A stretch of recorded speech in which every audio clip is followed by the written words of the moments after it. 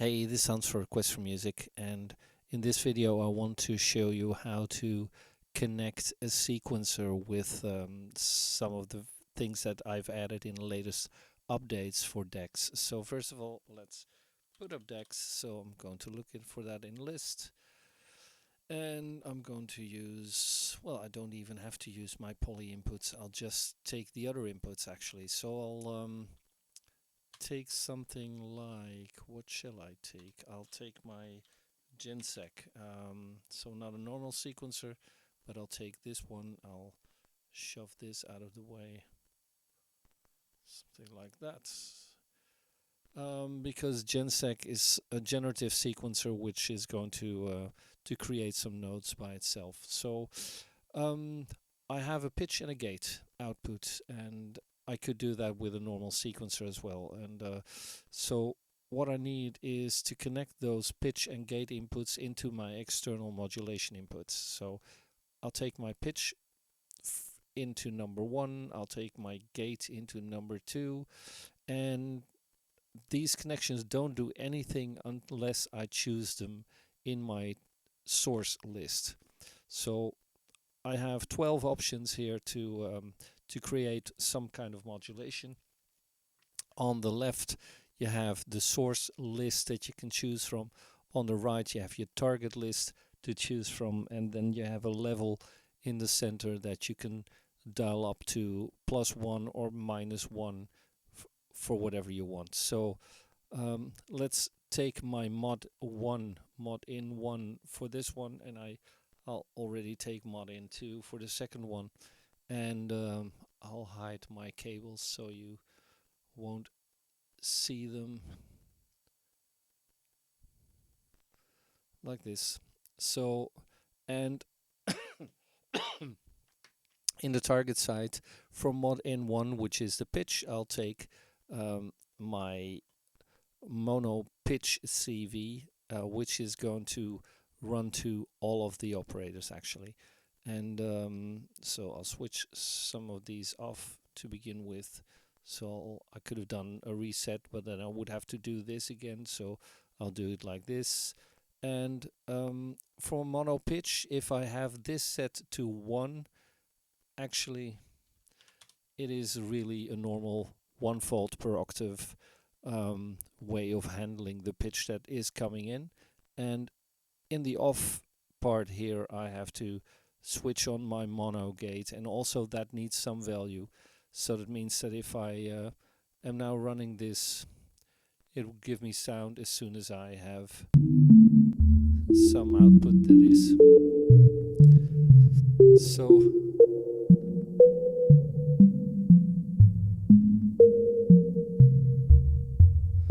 it is already running, and I'll dial this up.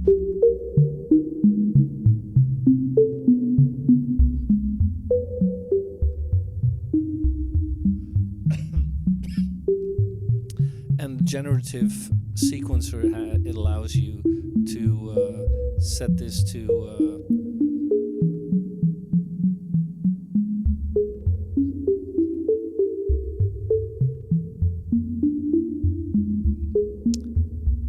it sets you to a number of cycles before leaving, and otherwise freeze if you want that.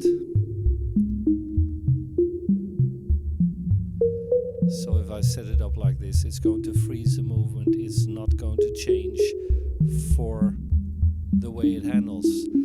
The only thing is there's a probability setting here. Actually, you can change your division.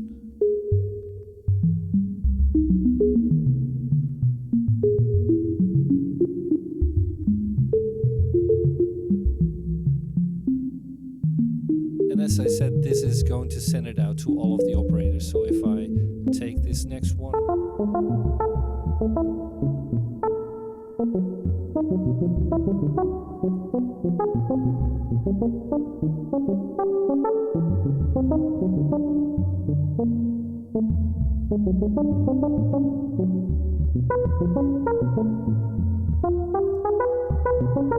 so but let's have a look at a more standard sequencer. So I'll take this off, and the settings are still there, but take my normal one, my sequencer. Oops. If I type it correctly, it will come up. So my sequence in there, same kind of handling, pitch into the first one, gate in the second one. You can turn that around, of course. You could put it into number 3 as well if you wanted that, but I'm sort of, that's kind of structure that I like. So number 1 is my pitch, number 2 is my gate, number 1 is my mono pitch, number 2 is my mono gate. So if I dial this up, because there's only 8 notes here and they don't have different settings, this is what you get. So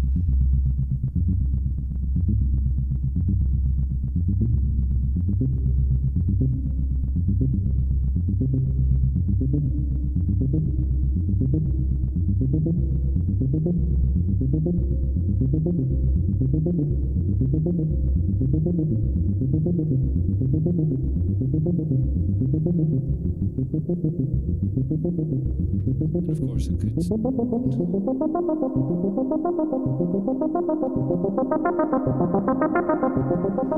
And then especially if you do something with modulation for the output levels. So if I use LFO1 for instance, I can already dial that up a bit and go run operator 2 level with that and dial up this.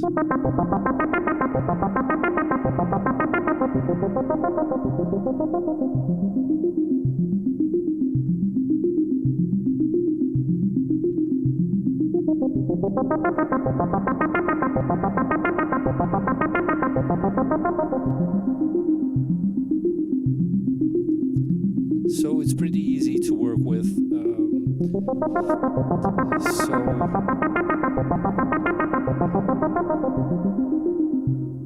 So use a sequencer to do whatever you want, because you can obviously also take your pitch out and drive, for instance, the pan with it, or the feedback, or the phase, or whatever target you have here, and that obviously always changes the way it's handled. So if, for instance, I want to pan this sound, I would have to pan number 1, which is the carrier. So let's take that same pitch, so that same mod 01, and drive, oops, done it the wrong way because I was using LFO1 there. I'm going to take this mod 01 and I'm going to use pan.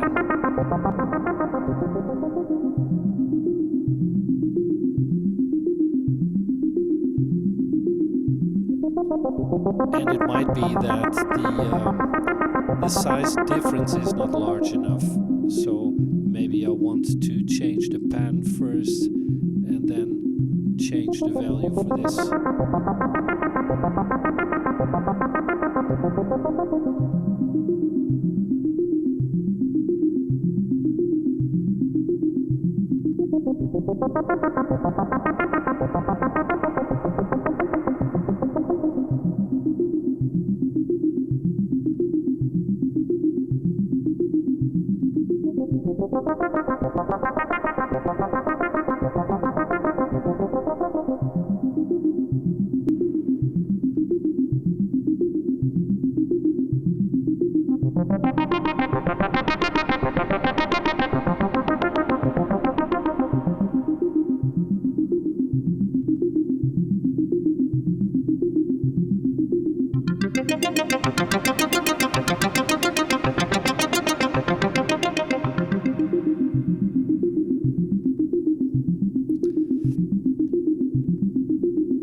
So yeah, there's whole lot of things that you could do that way. So anyway, that was a short explanation of what the mono the mono pitch CV and mono gate can mean for you as a target coming in from a sequencer. So hope you like that, and hope that you find nice ways to work with it, and I'll be back in a new video. So cheers for now, bye bye.